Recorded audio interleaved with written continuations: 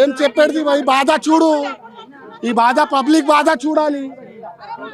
So ఏం చెప్తారు ప్రభుత్వానికి కూడా ఇట్లా కూల్చడం ఎంతవరకు కరెక్ట్ అంటారు? ఇట్లా పేదవాళ్ళ ఇళ్ళ మీద పడ్డాం ఉంటే మనం ఎందుకుంటాం బా? ఇక్కడ ఈ పని కరెక్ట్ ఉంటే అమ్మిన తర్వాతనే తీసుకున్నాం.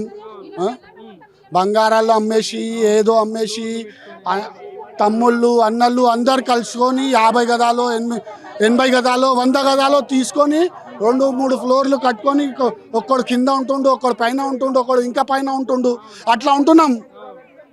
ఇట్లా చిన్న చిన్న ఇల్లుల్లా నలుగురు ఉంటున్నారు. వాళ్ళ బాధ ఆయనకు తెలియదా? నలుగురికి ఇస్తాడా? ఒక్క పేరు మీద ఉంటుంది ఇల్లు, నలుగురు పేరు మీద ఉండదు. నలుగురికి ఇస్తాడా ఇల్లు? ముగ్గురు ఎక్కడ పోవాలి?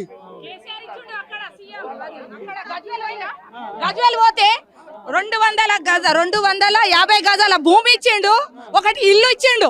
అట్లా ఉంటది. మా ఇల్లు తీసుకొని మా కరెక్ట్ భూమి అని 100 గజాల భూమి అని, ఎంత భూమి ఉంది అంతే అని, ఎన్ని ఫ్లోర్లు ఇల్లు ఉన్నాయి అన్ని కట్టి అని. మాకు అవసరం లేదు. నేను కూడా నా బిడ్డలకు భూమి ఇస్తా అని 100 గజాలు తీసుకున్నాను. నేను కూడా 100 గజాలలో ఇల్లు కట్టుకున్నామన్నా. మాకు తెలియదు, సంవత్సరం కూడా కాలేదు ఇల్లు కట్టుకున్నాము.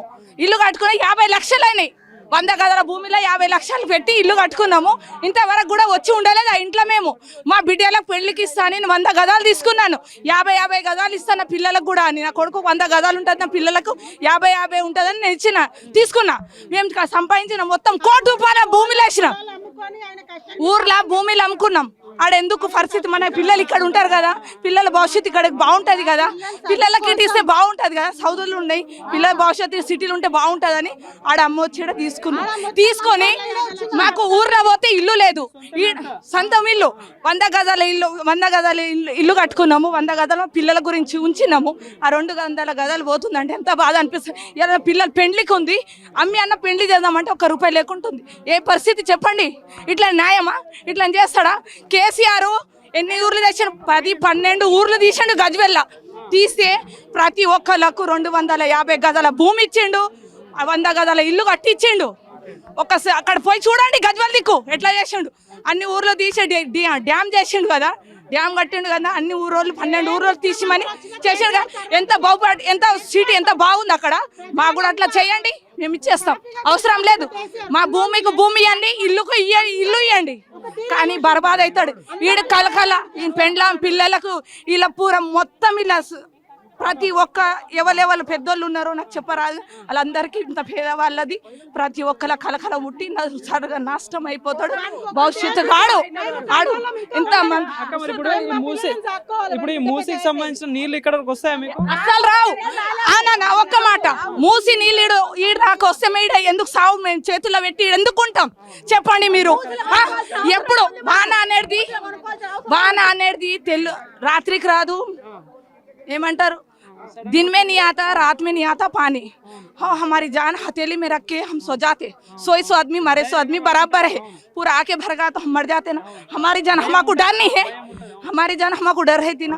हमें कहीं को यहाँ रहती. पानी आए तो असल पानी आए तो डाउन है नहीं. వచ్చిన అధికారులు అంటున్నారు ఇక్కడ నీళ్ళు వస్తాయని చెప్పేసి అంటున్నారు. రావు. నీళ్ళు వస్తాయి కదా, నీళ్ళు వస్తే మేమే చెప్తాం. నీళ్ళు వస్తున్నాయి కదా, మాకు అవసరం లేదని వెళ్ళిపోతాం. ఒక్కసారి కూడా రాలేదు నీళ్ళు.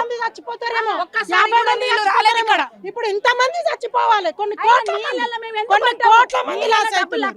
ఒకవేళ వాన వచ్చినా మునిగిపోయినా మా ఇళ్ళే మునిగిపోతాయి. మేము ఇక్కడనే ఉంటాం.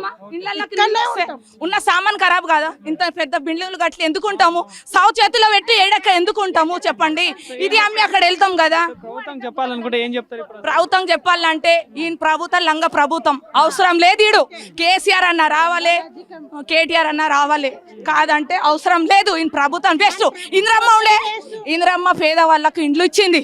ఇంద్రమ్మ పేదవాళ్ళ ఇంటికి వచ్చి చేతు పెట్టింది నెత్తి మీద. ఈడేం చేస్తుండు? వచ్చి 9 నెలలు కాలేదు, అందరికి గొడగొడగడ ఏడిపిస్తుండు. పండుకుంటే నిద్ర వస్తలేదు, తిండి లోపలికి పోతలేదు. మస్తు బాధపడుతున్నాం. ఇలా మా పిల్లలు పెండ్లికి ఉన్నారు. మా పిల్లల భవిష్యత్తు ఏంది? మా భవిష్యత్తు ఏంది? మేము ఒక 2 ఫ్లోర్లు కట్టి రేపు కొడుకు సాధాడు కిదారు వేస్తే 10,000 వస్తే తినుకుంటా ఉంటాం. మా కడుపు తిప్పలు మేము చేసుకుంటే ఆడేం చేస్తుండో?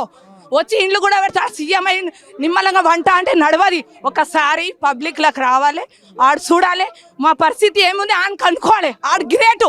కేసీఆర్ వచ్చిండు, కేటీఆర్ వచ్చిండు. ఇంతకు ముందు కేటీఆర్ వచ్చి ఏం చేసిండు? ఇప్పుడున్న లెవెల్ రాలేదా? ఎవ్వరు రాలేదు. కేటీఆర్ అన్న వచ్చి కైకు కేటీఆర్ కరకే గానే కాంగ్రెస్ ఏ 9 महीने से ఈ 9 నెలల నుంచి ఎవ్వరు రాలేదు. మోతబరి నుంచి 3-4 నెలల కింద సర్వే గురించి వచ్చిండు. మరి వీళ్ళు చెప్పిన హామీలైనా నెరవేర్చిపోనే? ఓ ఏం హామీ లేడు. ఒక్కరోజు మా అన్న చచ్చిపోయినా అంటే ఒక్కరోజు బస్సులో పోతే తిట్టుకున్నాం, కొట్టుకున్నాం. ఫ్రీ బస్కు పోతే ఫస్ట్ జనాలు ఈయన బస్సు ఎందుకు బొందల పెట్టుకొని ఆడే తిరగని ఆడే నాశనం అయిపోని అందరు కలకల ముట్టి నేనే నమాజులు అయితే ఇదే దూరం చేస్తున్నా. ఈ రేవంత్ రెడ్డికి దేవుడా ఈయనకి జల్దీ నా సావు ఇచ్చాయి, అందరికి నిమ్మలంగా నిద్ర వస్తుంది అని నిజంగా ఒట్టని అంటున్నా. ఈయనకైతే నేను సావు గురించి కోరుతున్నా. కరెక్ట్.